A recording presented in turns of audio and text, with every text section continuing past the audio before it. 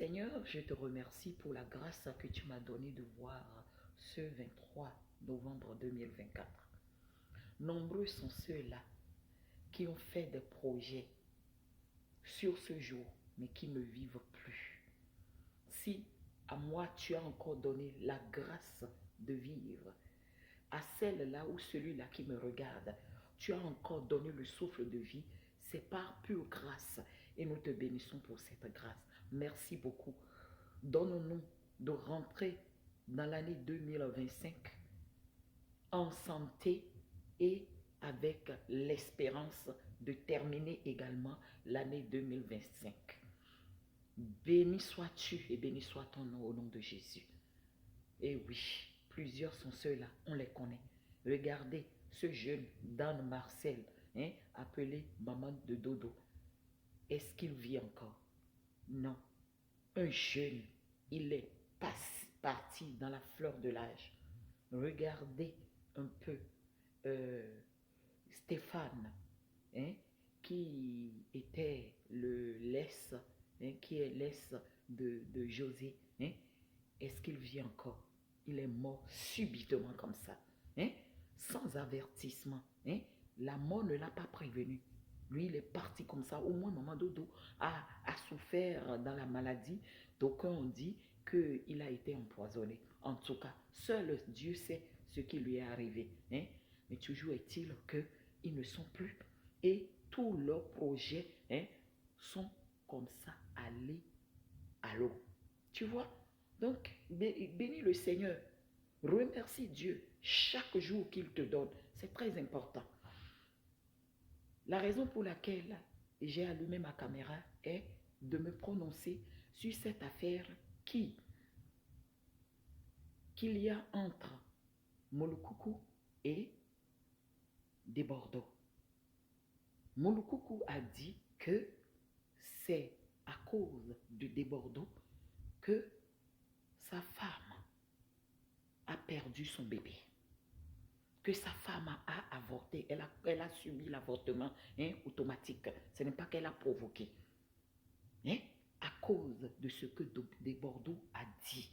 Hey, arrêtez là. Arrêtez là. Où est la volonté de Dieu dans tout ça?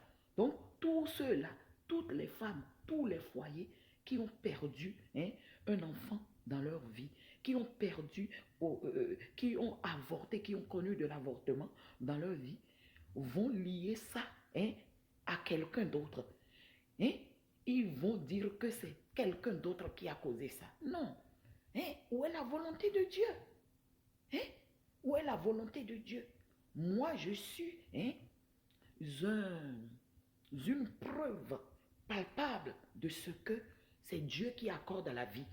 Quand tu vois un enfant sur cette terre croître, il faut savoir que c'est Dieu qui a permis que l'enfant la naisse. Sinon, si tu connais même le processus de la conception, tu vas savoir que tu es en erreur avec ce que tu dis. Tu es en erreur. Moi, lorsque on m'a conçu, ma maman m'a conçu, comme elle souffrait de fibrome, le médecin a lié le fait que son ventre augmentait à la présence ou bien à l'accroissement des fibromes dans son ventre et lui donnait des médicaments pour étouffer, pour réduire la grosseur de ces fibromes-là, alors que c'était une grossesse. En ce temps, il n'y avait pas l'évolution de la technologie comme ça pour qu'elle aille à l'échographie voir si effectivement c'est les fibromes ou bien c'est une grossesse. Parce qu'en ce temps, elle saignait encore sur la grossesse. C'est à 6 mois de grossesse qu'elle a su que c'est un bébé qui était là. Alors que le médicament, le traitement qu'elle recevait pouvait tuer le bébé, pouvait tuer le fœtus. Le Seigneur a préservé ma vie. C'est comme ça. Personne ne peut faire quelque chose contre son prochain. On ne peut pas écouter la vie de son prochain si Dieu ne le permet pas. Arrête de dire des choses comme ça, Molukuku. Si tu as des différends avec ton frère, approche-toi de lui et règle ça à l'amiable. Au lieu de venir le vilipender, le jeter à la vindicte populaire pour que tout le monde l'assomme pendant qu'il est en train de faire son essor. Ce n'est pas bien. Hein? Travaillons par amour. Lorsque quelqu'un est en train d'émerger, au lieu de jalouser, de convoiter, hein, de mépriser cette personne, applaudissons hein, pour la personne, aidons la personne, soyons joyeux. Et c'est comme cela que le Seigneur va nous élever, nous aussi. Que Dieu vous bénisse. C'est comme ça on opère. Merci.